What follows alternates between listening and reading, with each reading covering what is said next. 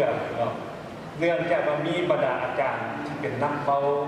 ไฟแหงมานั่งอยู่นี้กับทุกคนแม่มีความประทับใจ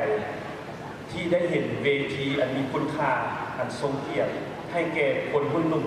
ซึ่งจะเป็นผู้สืบทอดของเราได้มีเวทีในการแสดงทัศนะคำคิดคำเห็นก็คือพรสวรรค์ของตัวเองอันนี้แม่ข้าพเจ้ามีความประทับใจเป็นพิเศษเพราะเวทีนี้โบเห็นดุลอะไรแล้วโบดุลเติมกันนับแต่ข้าพเจ้าเข้าเป็นสมาชิกสนุนจนถึงปัจจุบันจนเป็นเลขาที่รับผิดชอบสนุนทั้งหมด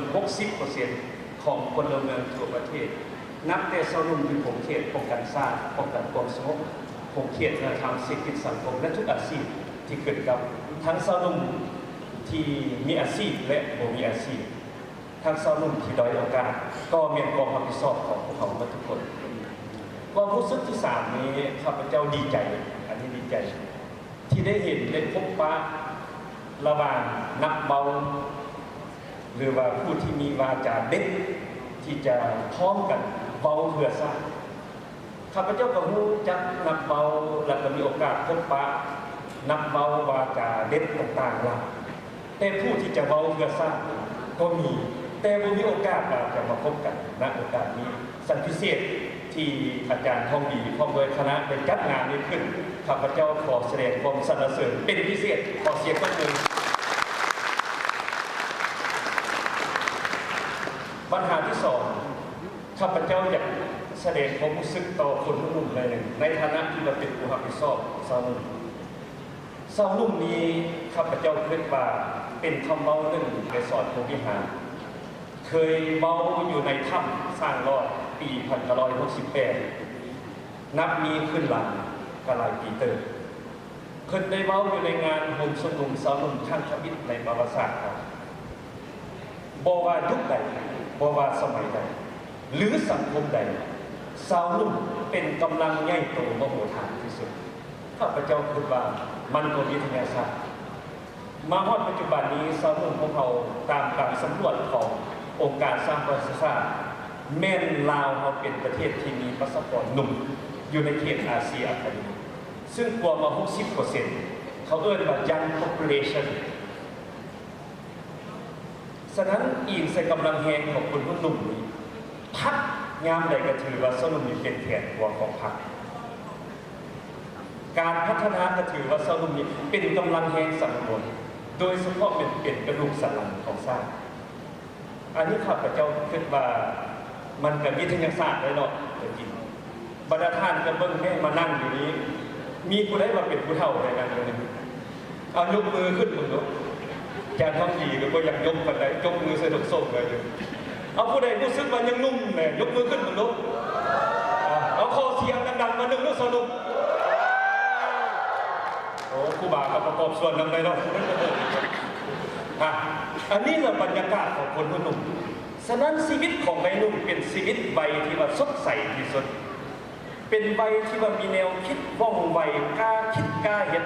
แต่ว่าก็มีความกล้ารับผิดชอบเป็นพิเศษฉะนั้นพรรคจึงตีราคาว่าสนุนเป็นผู้สืบทอดภารกิจปฏิบัติบ่ว่าเฉพาะหน้าหรือว่ายาวนานฉะนั้นสาวนุ่มพวกเราปัจจุบันนี้เขาเห็นร่อนหน้าที่เลยอันนี้มันเป็นคำถามที่เราตั้งอยู่ในหัวใจเราเสมอ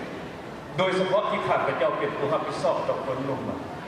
สาวนุ่มเขามีความพร้อมที่จะเป็นผู้สืบทอดบอกว่าทางด้านความรู้เนาะโดยเฉพาะสาวนุ่มไม่เยี่ยมแบบนั้นความรู้ของพวกเขากับว่าเขาเก่งอย่างนี้เนาะอาจารย์เขาดีแต่ว่าเขาออกจากเรือนไปอีกก้าวหนึ่งย่างบาดปีออกจากเรือนเขาจึงจะรู้ว่าความรู้พวกเขายังน้อยโดยเฉพาะเวลาเขาออกไปต่างประเทศเท่าไหร่เขาก็จะเห็นว่าความรู้เขายังจำกัดอยู่ฉะนั้นขบวนการเรียนรู้นี้สาวนุ่มต้องเรียนตลอดเนาะคือกับผู้นำเคยเราเรียนแล้วเรียนอีกเรียนเรื่อยๆไป learning process แม่นขบวนการเรียนรู้บ่มีวันสิ้นสุดจักเทื่อจึงจะเป็นผู้ที่ได้รับผลสำเร็จอันนี้แม่นความรู้ข้าพเจ้าเป็นวันนี้มาเบิ่งสาวนุ่มเอาทางด้านความสามารถเขาเอิ้นว่าทักษะเดี๋ยวนี้สาวนุ่มที่มีความรู้ก็หลาย ข้าพเจ้าก็ตกใจจักมันซีเมนแท้บ่หรือว่าตัวจริงได้เบิ่งเฟซมื้อเช้านะครับ Facebook เลขาต้องอัปเดตตลอดเลยนะครับสนุกใจตลอดโทรศัพท์สังคมก้มหน้าแต่ก้มให้มันถึงจังหวะอะไรไม่ถึงแล้วว่าเราจบปริญญาเอกแล้วต้องตัดสินใจมาขับรถบริการแพทย์จักมันซีเมนจริงหรือเปล่าอันนี้มันจะส่งแสงทางด้านการกำหนดโครงประกอบของแรงงานในสังคมอีกด้านหนึ่งมันเป็นค่านิยมของสนุนและธรรมของสนุน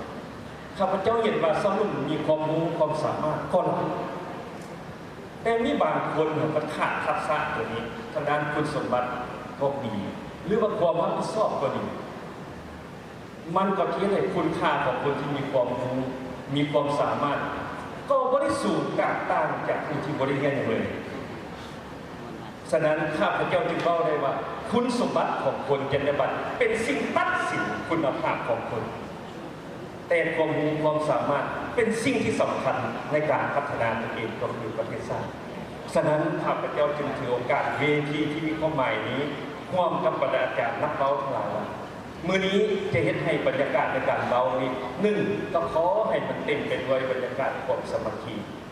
เต็มไปด้วยข้อมูลข่าวสารที่สรุปกำลังตั้งใจฟังแล้วก็ใช้ความรู้ความสามารถทักษะของบรรดาสหายทั้งหมดให้เต็มเปี่ยมเต็มความสามารถให้สมกับคำว่าสาวนุ่มจงเป็นดังนกอินทรีที่บวันกลัวต่อพายุลมแดงจงหายเป็นสินไซแห่งยุคสมัยสินไซแห่งอุตสาหกรรม4.0ณโอกาสนี้ข้าพเจ้าขออวยพรให้บรรดาสหายทั้งหมดก็ขอให้มีสุขภาพเข้มแข็งห้าวหันฝึกฝนล่อหลอมตัวเองให้กลายเป็นผู้สืบทอดเพื่อประเทศชาติอันแสนรักของพวกเราก็เพื่อสันติภาพก็คือเพื่อเอกราชแห่งชาติของพวกเราที่ได้มาอย่างยากเย็นเพื่อที่ให้คนผู้หนุ่มกลายเป็นผู้สืบทอดที่จงพักภักดีต่อพักก็คือต่อประเทศชาติอันแสนรักของตัวเองก็คือประชาชนที่ฝากความเชื่อมั่นต่อนกอินทรีของพวกเราทั้งหลายในโอกาสนี้ก็ขอให้บรรดาชายมีความเชื่อมั่นว่าพวกเขาจะมีการแข่งขันนี้อีกครั้งหนึ่งจะเป็นการซิ่งขันในขอบเขตนครหลวงและกับขอบเขตของประเทศในโอกาสบุญมโหฬารของถนนสาวน้ำลาว